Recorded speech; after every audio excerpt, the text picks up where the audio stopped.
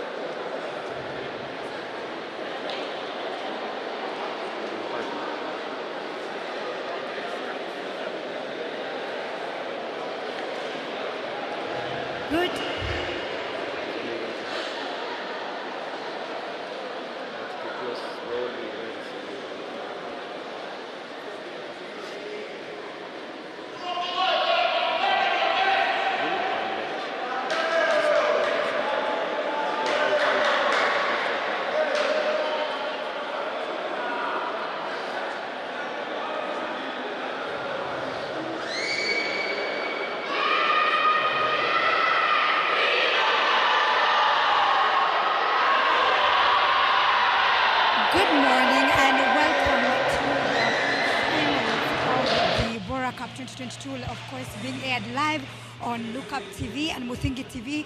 We now have the third place playoffs where we see 4 Brigade of LANET, NANYUKI and 2 Brigade of LANET kicking off right about now. Of course, Artillery of Brigade and Kahawa Garrison made it to the finals. So later on also we'll have the men's third place playoffs. We'll have Engineers of Thika going head to head against 4 Brigade of NANYUKI, which is going to be quite an interesting match. Right about now, what's about to kick off, right behind me is a 4 Brigade of NANYUKI and 2 Brigade of LANET. Remember, the finals are also kicking off today at the Ulinzi Sports Complex.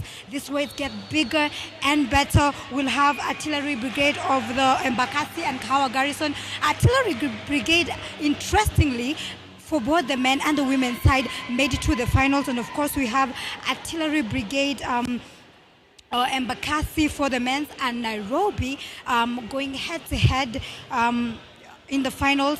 We will also have a closing ceremony. We will have presentation awards and trophies, which is going to be quite an interesting match.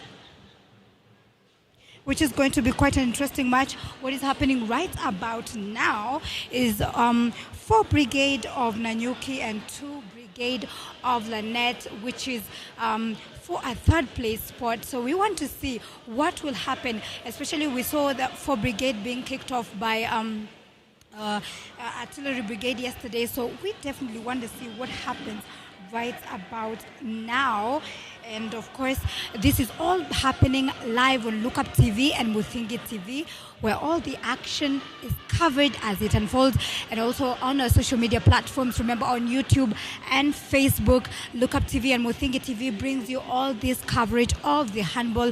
This is the Chief of Defense Forces, the CDF, commonly known as the Bora Cup 2022, affiliated with the Kenya Handball Federation. And right now it's a quest to find who will emerge stronger for a third place finish. We were speaking yesterday to the 4 Brigade of NANYUKI coach, who was saying they're very confident of this victory, and they feeling quite they felt quite disappointed not making it to the finals, because they were very confident of making it all the way up to the finals, and it didn't happen as they expected for both the women's and the men's side. So today we definitely want to find out what happens right about now. Can they make it? Can they outpower 2 Brigade of LANET?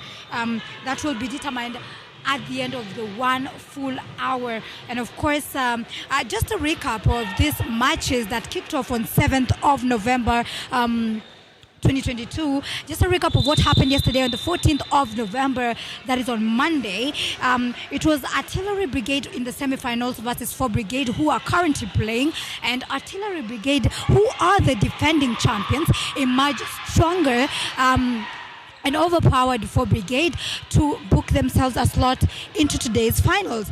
And then later on, 2 Brigade and Kahawa Garrison were facing off for the same ticket into the finals. And of course, Kahawa Garrison emerged stronger and showcased their prowess on the court to booking themselves a ticket all the way to the finals. So this means that the 2 teams that lost are left to fight for a third place in this particular game. And that's all that is. That's quite an interesting match, because it was quite an intense and match yesterday. So imagine today for that place lot. It's going to be even bigger and even better. Remember to follow us on our social media platforms and to comment.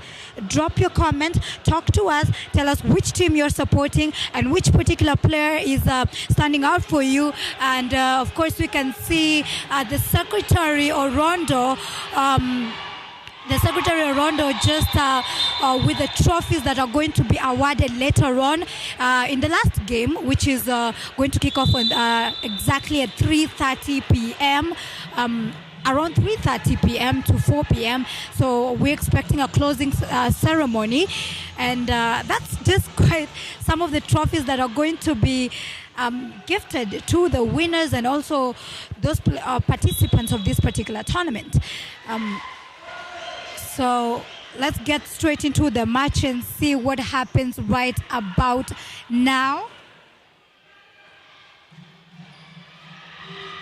And of course, we do recognize the referees of this particular tournament, that is Patrick Ekisa and Anthony Mwenda, who ensure that the game runs smoothly and the rules are followed all the way.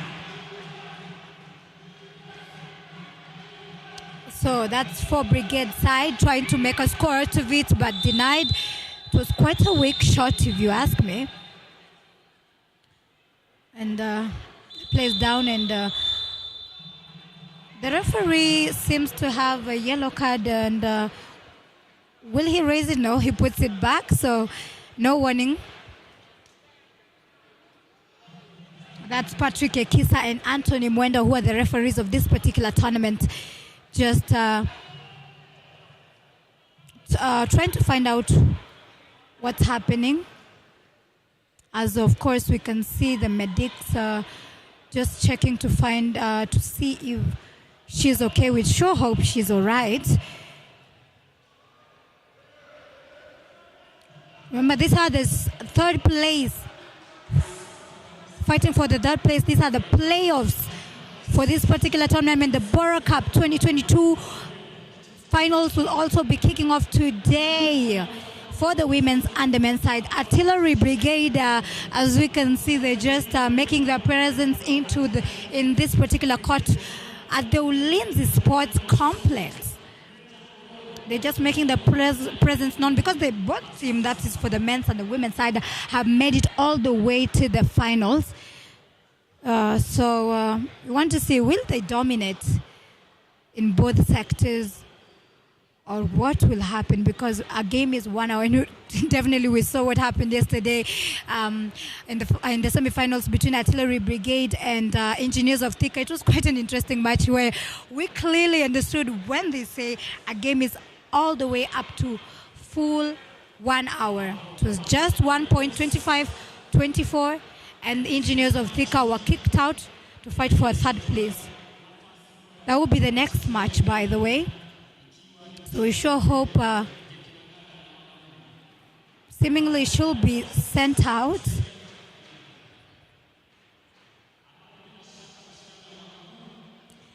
And they sure feel, True Brigade of Nairobi sure feel the pinch of this particular, because she's seen walked out of the court.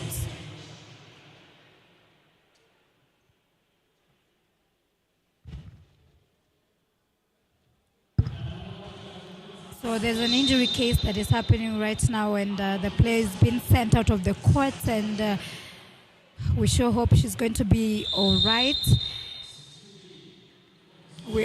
She's just been carried out of the court so that the medics can check how serious the situation is.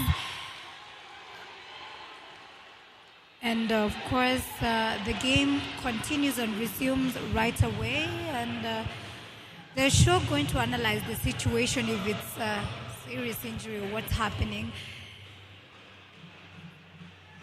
But like I said, the game continues. We sure hope she's going to be okay. For Brigade versus True Brigade for a third place.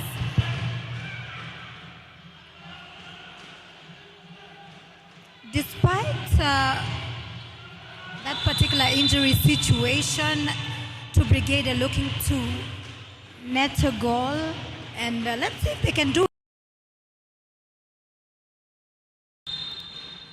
Oh my, and a yellow card has been handed. That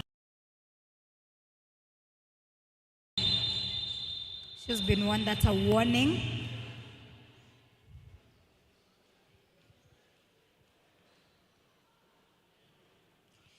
Remember, these are the playoffs for the women's side, that is for Brigade versus True Brigade for a third place slot after being bundled out of the semi-finals that happened yesterday. So a penalty, 7 meter spot, Can she manage? Yes, she does. She definitely does it. And it's a good consolation for 2 Brigade, of course, after that injury situation and their morale quite going a little bit down. You never want to see any player walking out of the court, so it's a good way to console themselves. So definitely 4 Brigade are going to respond.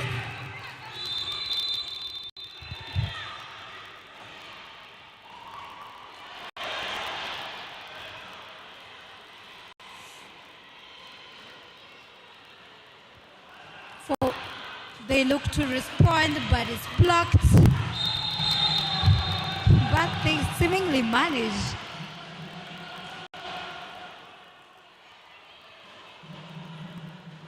It is just the start of the match, and you can already feel the intensity and the pressure of this particular game as 4 Brigade looks towards netting a goal.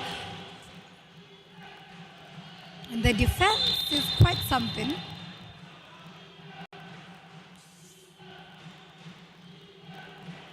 Can they manage to pull something out of it? Can they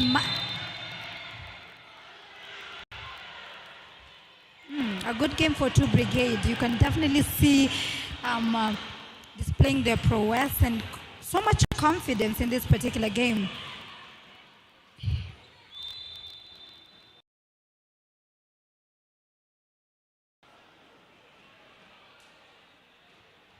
Of course, later on is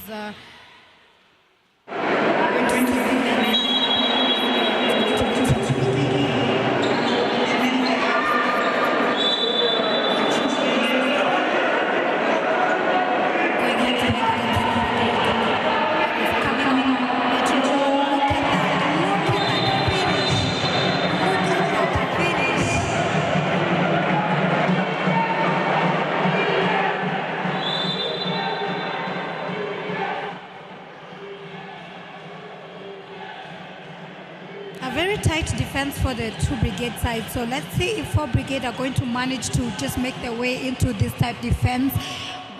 What we have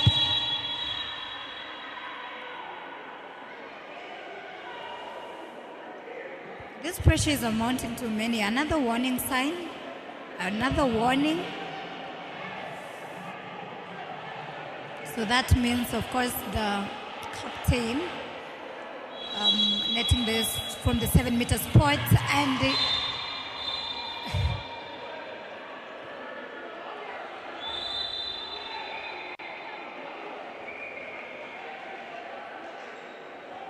later on, of course, we're talking about the finals that we kick off today. This is going to be bigger and even better. Artillery Brigade making it into the finals for both the men's and the women's side. This is a beautiful fashion. Look at that. Oh no.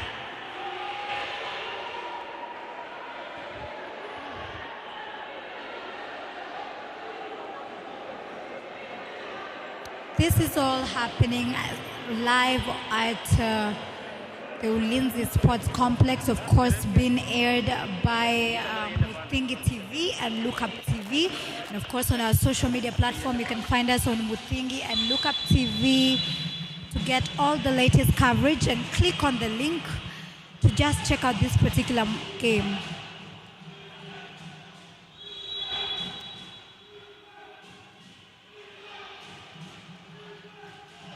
So 4 Brigade are looking towards to respond and try to attack. They fail. It's too wide of a shot.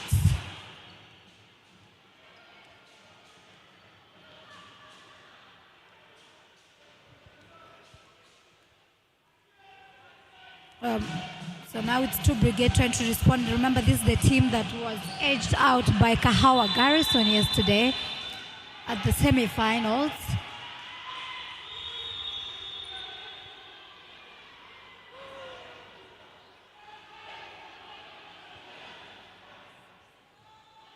So now they go on for a timeout.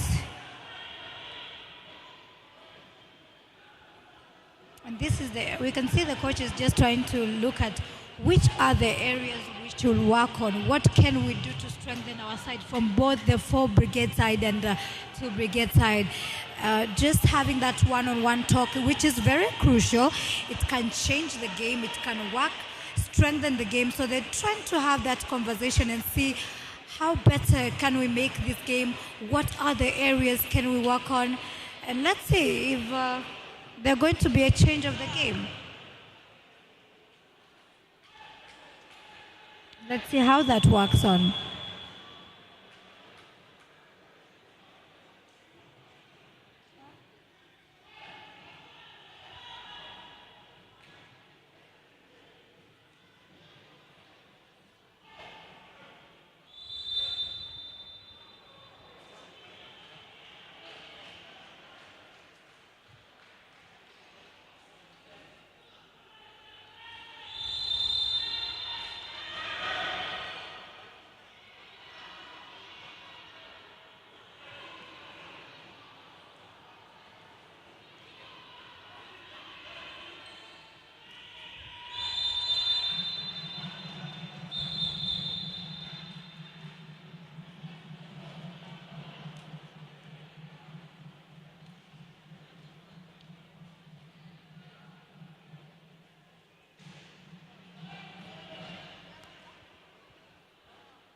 Yet again, we see this particular player trying to make from the 7-meter spot, and of course she does it.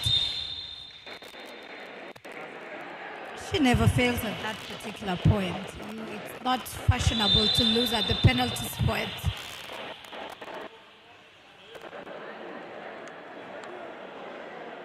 You can definitely feel the pressure, which is, of course, to try and get a place for a third, to try and earn a spot for a third place, which is very crucial.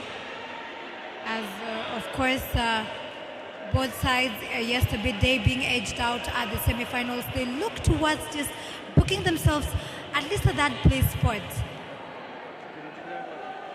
And later on, of course, the men's side will also see Pika Engineers.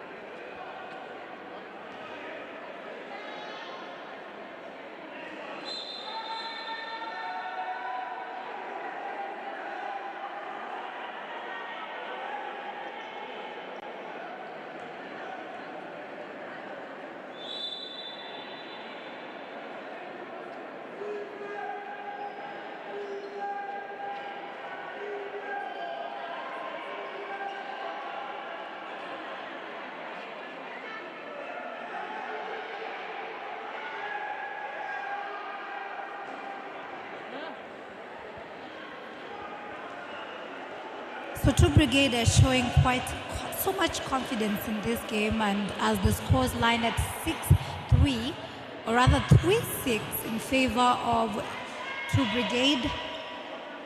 But the game is full 1 hour. There could be a change, and look at that. They try to respond and add a mark. Yet again, I've seen so many players in this particular game down, and I don't know if it's the frustration to just emerge victorious, but so many players trying to make the defense is tight. The defense is clearly something. And 2 Brigade is just going slowly, composure, trying to communicate. These are the key players of this tournament, and this team, so to say. And no fast pace, just slowly, with composure, trying to make, and it works out for them. It works out to their advantage. Remember, it's not just about going in a very fast pace in a quest to just try and make a mark, but also you want to go slowly with so much composure and just try to find your way straight into the net. That's something we have seen from that side.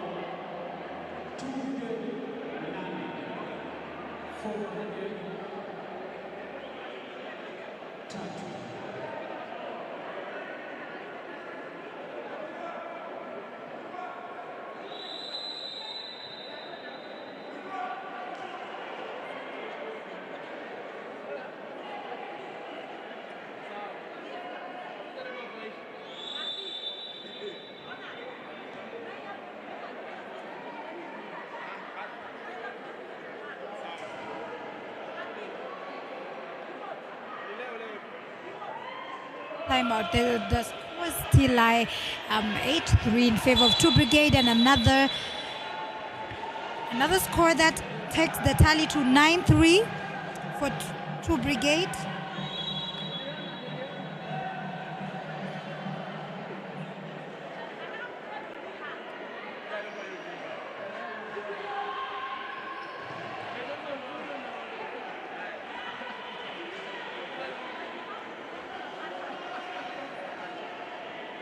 Notice the game of 2 Brigade. There's so much composure in this game where there's not so much pressure, and the quest to just run in a very fast pace and try to make a score. They want to see each other. They want to make accurate passes. They want to pass by this defense, and they seemingly most of the time know how to make it past the defense with so much composure versus just running in a very fast pace without really thinking about the defense of your opponent. You really want to look at the other side and just find a strategy on how to make it through those spaces, and this is something that we're noticing with 2 Brigade side. So let's see what happens. 4 Brigade, not so much what we expected for them. They're still lagging behind by 3 points, and now the tally is a huge difference, a huge margin. A huge margin of 6 points is not so much of a good look. So they definitely need to go and think about their strategy and what works out. So, of course, the captain of the team makes it in through a penalty, taking the tally to 9-4 from the 7 meters penalty spot.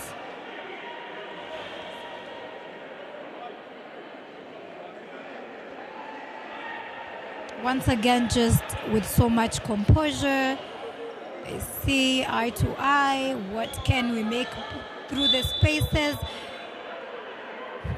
The battle between LANET and NANYUKI.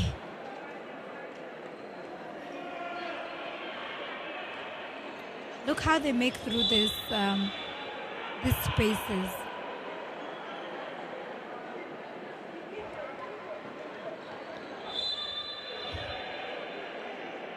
Then they take it all back quickly, making accurate passes for the 4 Brigade side. But can they make it through this defense? Can they see each other and just manage to make a score? And they fail to do it. The defense of 2 Brigade is something.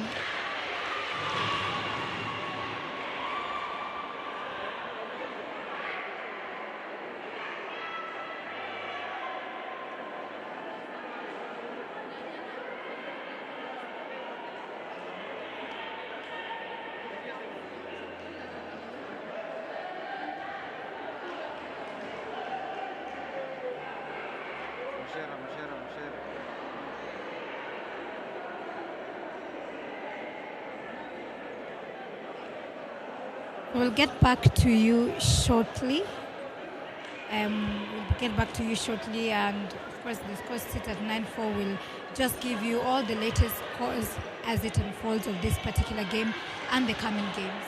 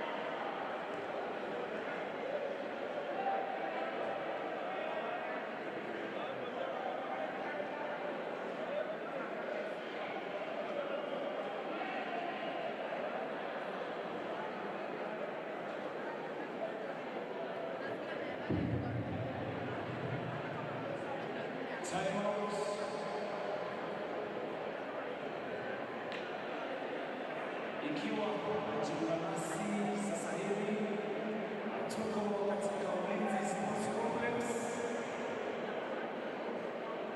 ikiwa ni makala ya mwaka 2022 Bora Handball Championship. Mechi inayoendelea ni kati ya 4 Brigade na 2 Brigade.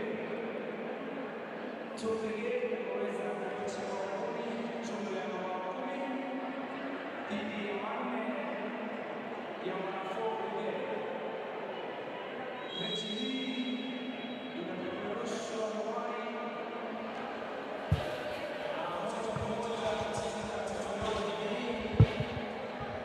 ikiwemo Facebook na YouTube.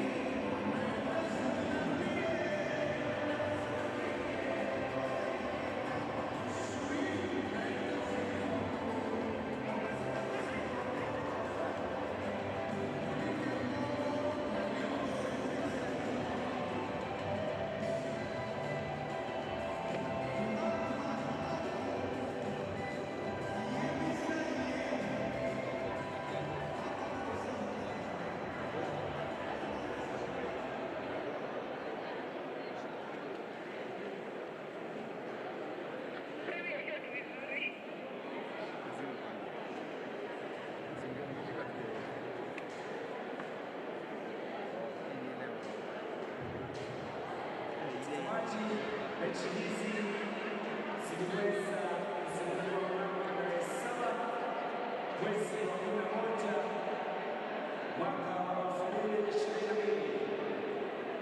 The 2022 edition will finally open on 7th November 2022.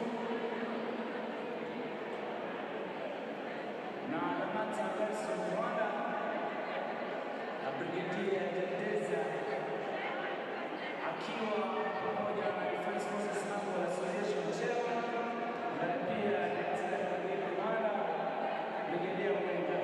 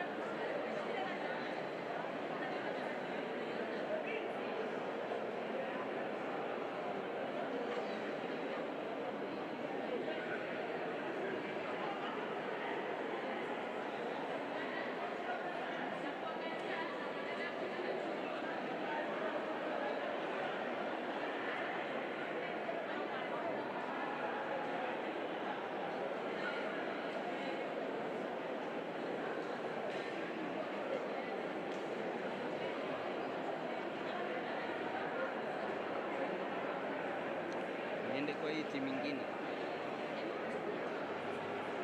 Christian. Niende kwa hii timu nyingine.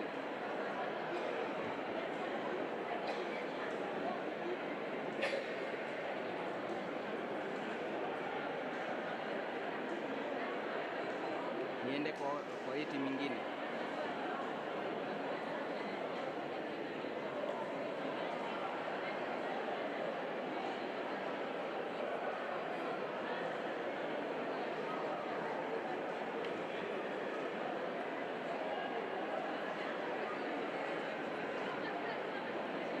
Ati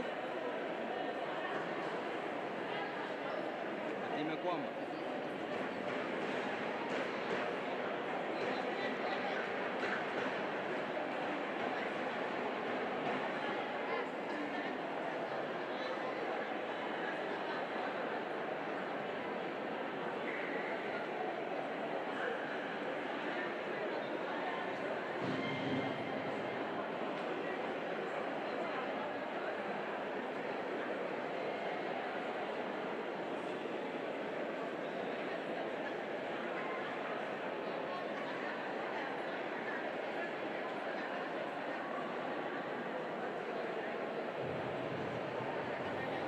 Of course, we remind our viewers this is this Bora Cup 2022.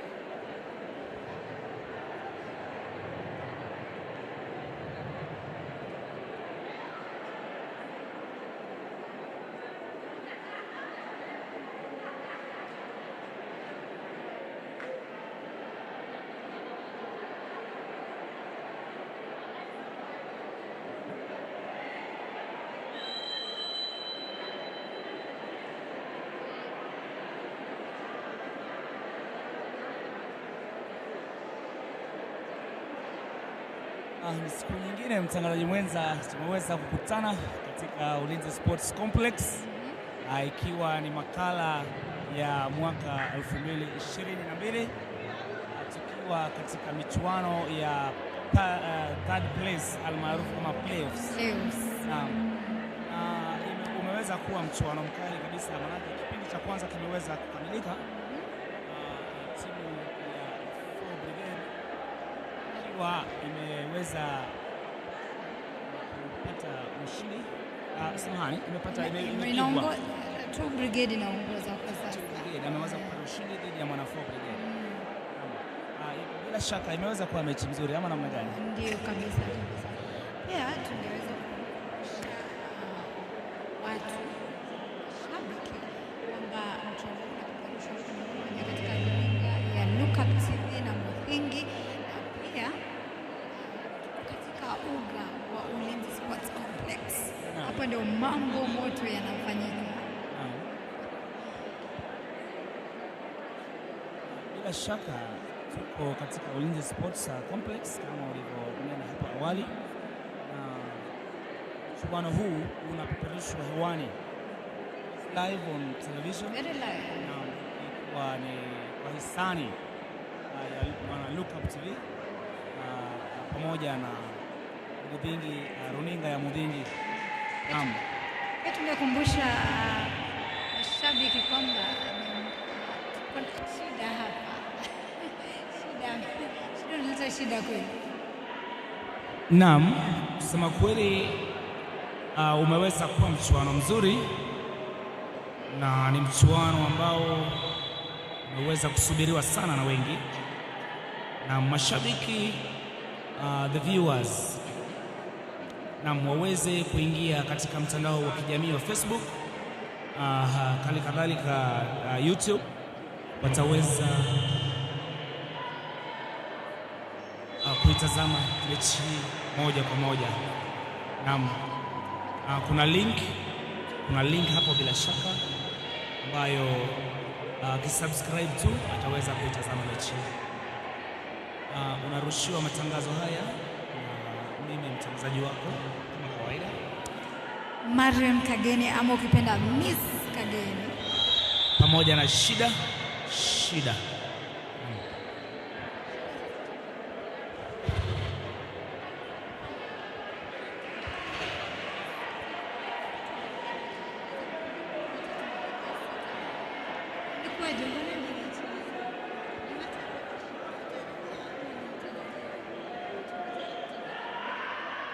Kwa kweli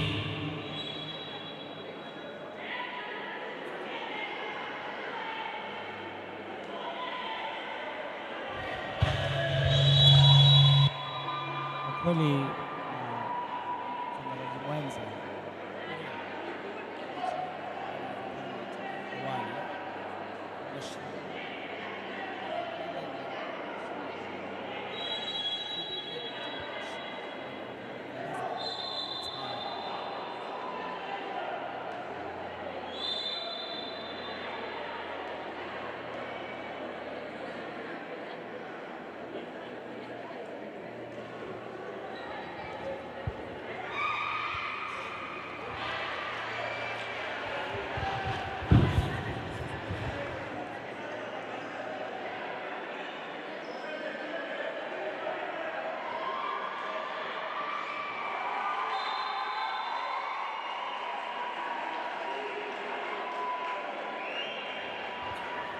kama nilivyosema awali, ilikuwa ni 13 dhidi ya 6, na nakuuliza kweli, ni kinyume na matarajio ama ulikuwa unatarajia tu mambo yatakuwa vivi hivi?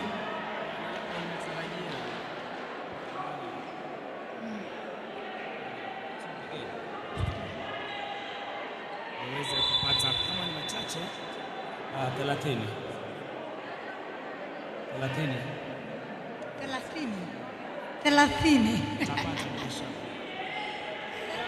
Pengo ni kubwa, alama 9 jamani.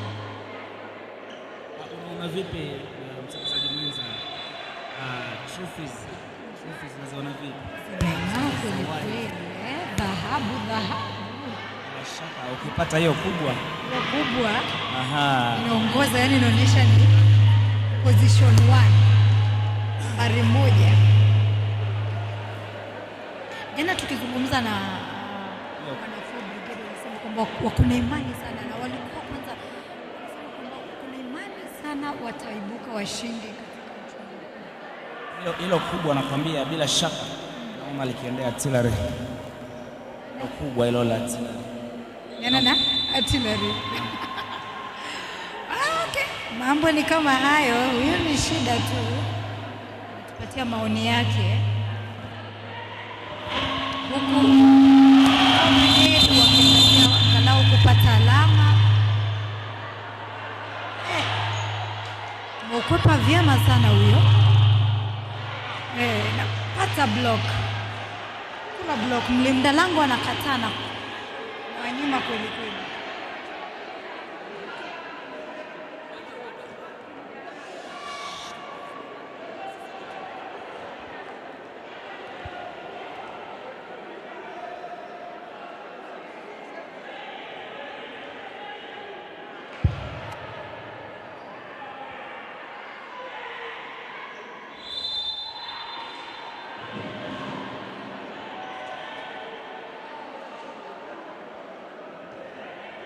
Mtazamaji,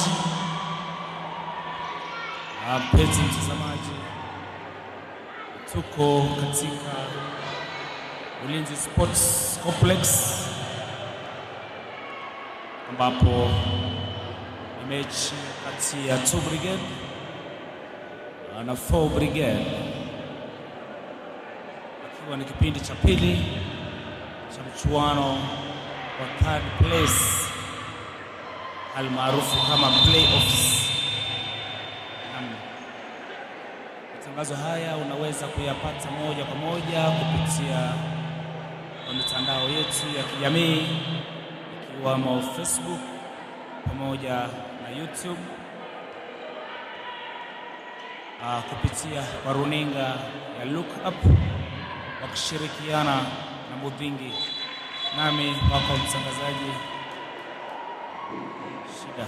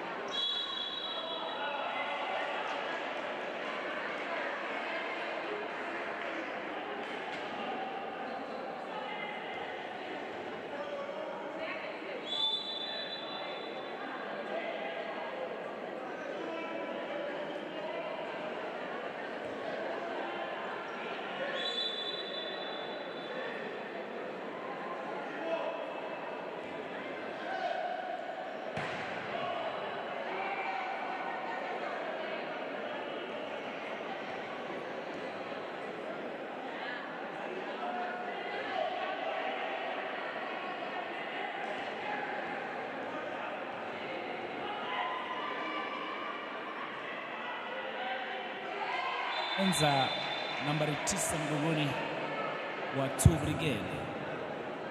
Unamuona vipi? Manake is bringing a lot of experience katika side ya 2 Brigade. Nambari 8 kumradhi, Alexina Mbani. Nambari 7 hawa ni wachezaji ambao wanaonyesha ustadi na ubabe wao katika uwanja kwenye mchezo inadhihirika tosha, alama zinadhihirisha. Bila shaka ni wafungaji bora katika timu ya Brigade sana. Shida unaweza nieleza kwa watazamaji kikosi hichi cha Brigade kimeunganishwa na kina nani?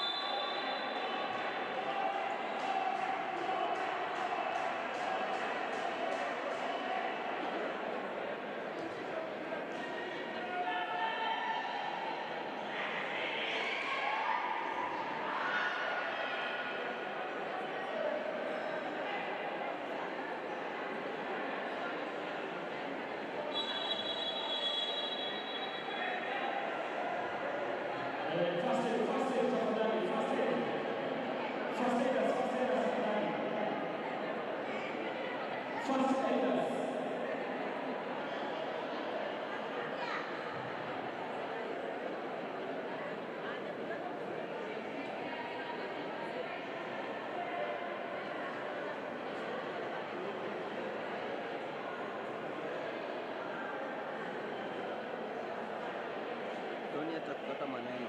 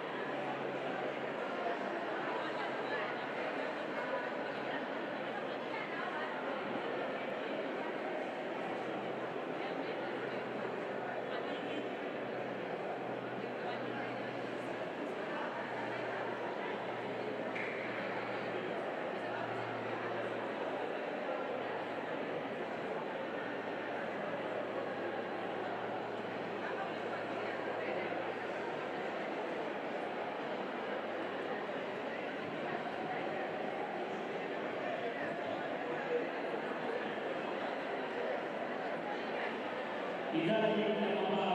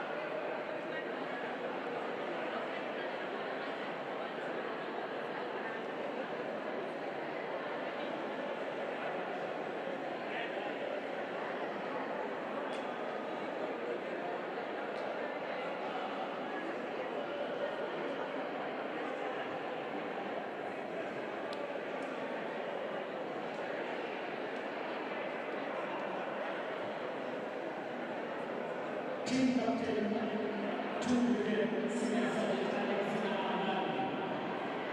Yeye anatoa alama hapo timu yake kuweza kuhakikisha wanaidhibiti hali. Naibu wanaona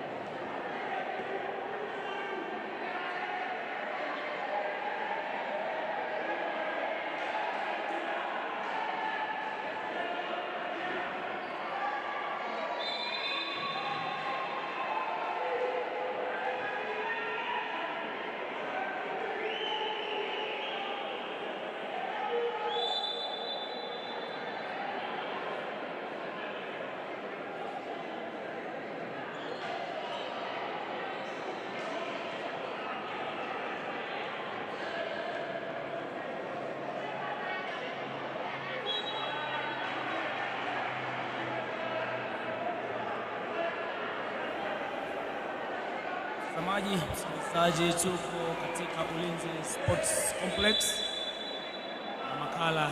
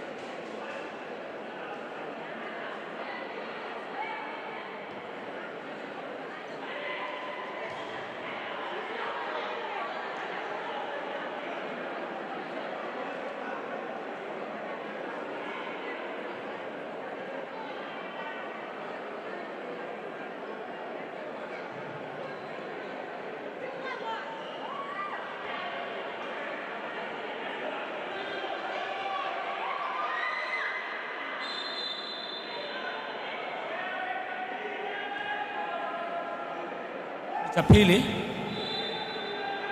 mechi ya muamuzi wa third position, third place maarufu kama playoffs.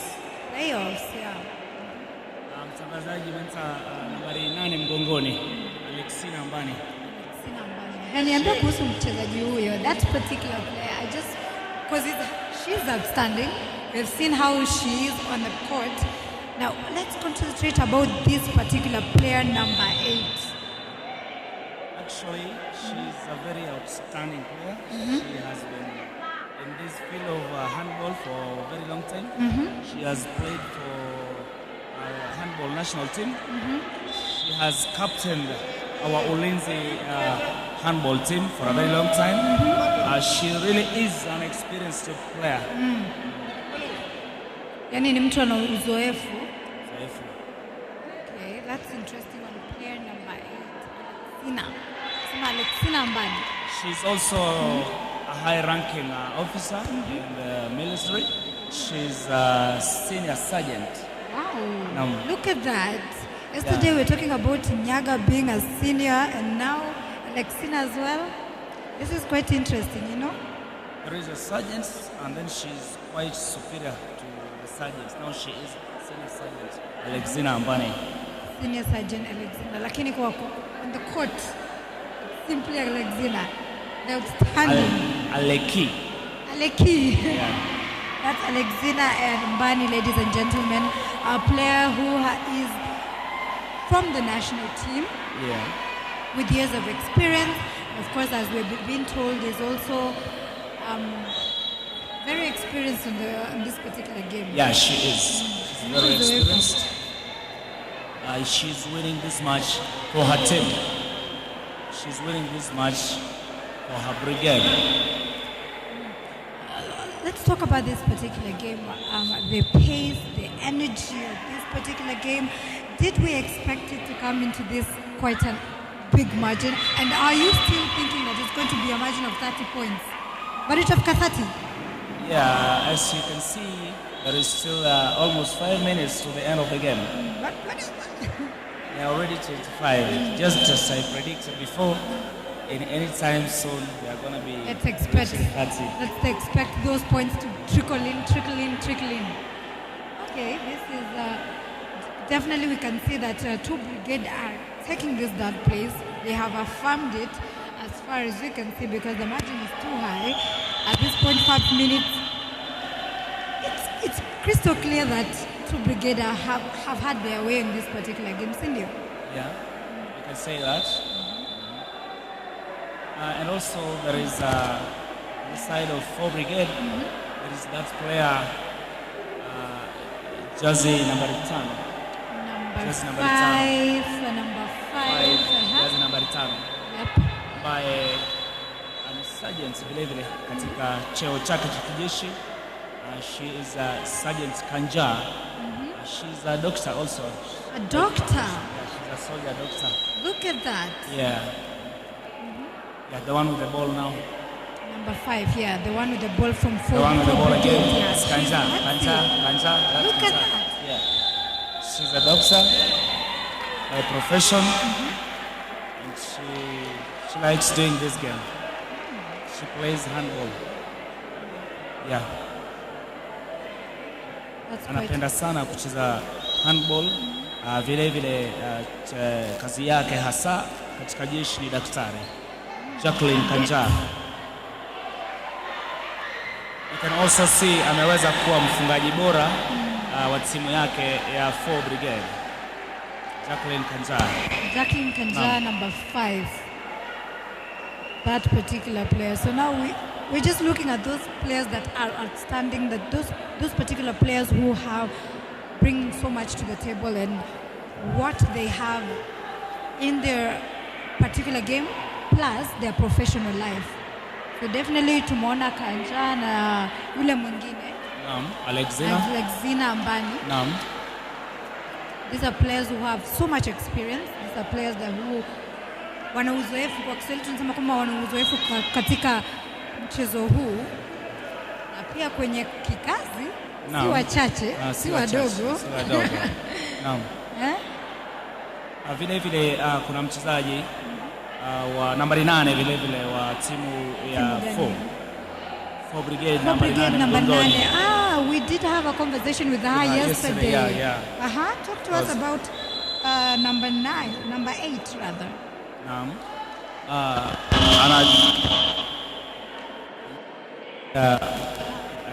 Ni mchezaji ambaye ana tajriba kubwa. Mchezo huu aitwa Sergeant Konje. Yeah. Jana namkumbuka sana, tukamuuliza jina hili litoka wapi kwa sababu Konje, kwanza ukamuuliza kwamba Konje ni jina inakaa sana dondi. Tu mchezo wa dondi, so we have Sergeant Koje, who also coached the players. Shana, how you're beautiful, alafu unahusishwa na vita kipipi. We nawe. We nawe. Namwita Konje. Konje ndio mkufunzi vile vile nahodha wa timu hiyo ya 4 Brigade. Na I'm a very outstanding player on the 4th Brigade side. For sure. Na kuweza kuhakikisha kwamba wamecheza semi-finali vile vile playoffs. Naam. Na kikosi chake, or rather when I say it in English, her side or her team have not been so lucky in making it into the finals, because we can see even in the game to come, they're still fighting for the 3rd place. But this particular player is superb. She's remarkable. She has prowess. She knows the game. She understands the game. And she said she's dealing with new players. Pale tangamana tu naye and just having this conversation yesterday after the men's side. She was just talking about, we just asked her, 4 Brigade didn't make it to the finals. People expected quite a different game. What happened? And she was talking about her having new players, her having young players, and training them all the way to the for the 3rd place finish. So it's quite interesting what she brings to the table. She's a fantastic coach.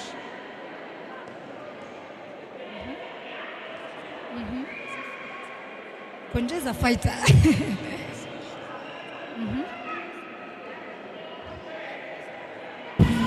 And she's a player who understands that, a sportsman who understands very well that whenever you play someone that is better than you, or someone that is gooder than you, yani. You know what I mean, right? Okay. You don't compete with them. You just learn from them. Yeah, and I think she's gonna take this experience she's had to the next tournament, maybe. And it's really interesting to see her passing her experience to the next players and the next generation, the young players, and showcasing what handball is all about and her tactics and all her knowledge of this particular game. Yeah. Vile vile mtangazaji mwenza wamefika katika kipindi cha time out bila shaka, ikiwa 4 Brigade yuko mbele kwa takriban mabao 26 dhidi ya 2 Brigade 14. Naam.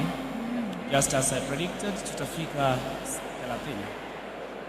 Just as you predicted, 30. We're going to get to 30. It's actually edging so close. I can actually feel it. I can see it, because at first I was doubtful. With legs up? I was very doubtful. I thought it's going to be something like this. This is going to be finals, like 26, 27, like mambo kama tuliyoona jana. No. But it's the last day. Is it? It's the last day, and you can clearly see that. And the last day, more points trickling, more energy. Just it's not about they don't have much to lose, but that place is quite a satisfactory position. You know, we don't want to walk out of this tournament without being in the podium finish. We want to be at least top 3 to showcase that, you know, we came here. Yes, we didn't make it to the finals, but see, we want to be in the top 3. We want to be in the podium finish. We want to have a better position. So it's just a battle for a better position, and this is exactly what 2 Brigade are bringing in. They wanted this for themselves. What do you think about the energy of 4 Brigade today? I kind of feel they're low in this particular game as compared to yesterday. It's not the same energy we witnessed when they played against Artillery yesterday. It's not the same strength. Yesterday the game was very fast-paced and everything. Definitely. I was thinking that maybe it's because of fatigue, maybe. Could it be? Maybe they are fatigued up, tired, maybe. And considering the fact that the 3rd place, the trophy for the 3rd place is not as huge as the 1st place is. And maybe that's the reason as to why they have been so low today. So we're expecting the next game to also have so much, next game to be quite different. Yeah, it's going to be lively. It's going to be lively. Very lively. 7-14, quite a big margin. It didn't get to 30. So if I was to pinch you for failing, I would be punching you right now. Yeah. Because you didn't get to the 30 mark. Because I lost.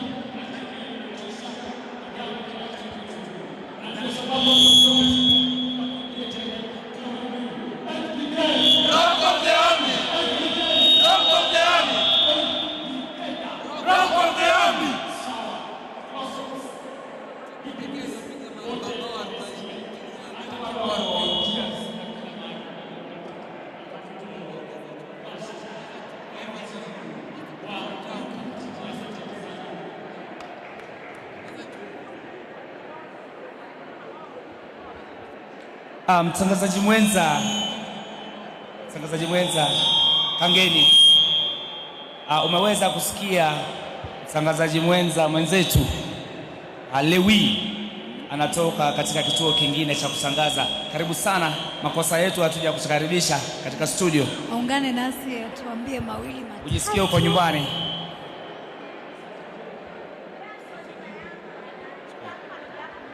Asanteni sana kwa makaribisho yenu, na kweli nitajisikia nyumbani, manake unapojiunga na watangazaji wenzako unajihisi vema sana. Lakini kabla tujaendelea mbali, dada yetu, mgeni wetu, ningependa labda utufahamishe majina.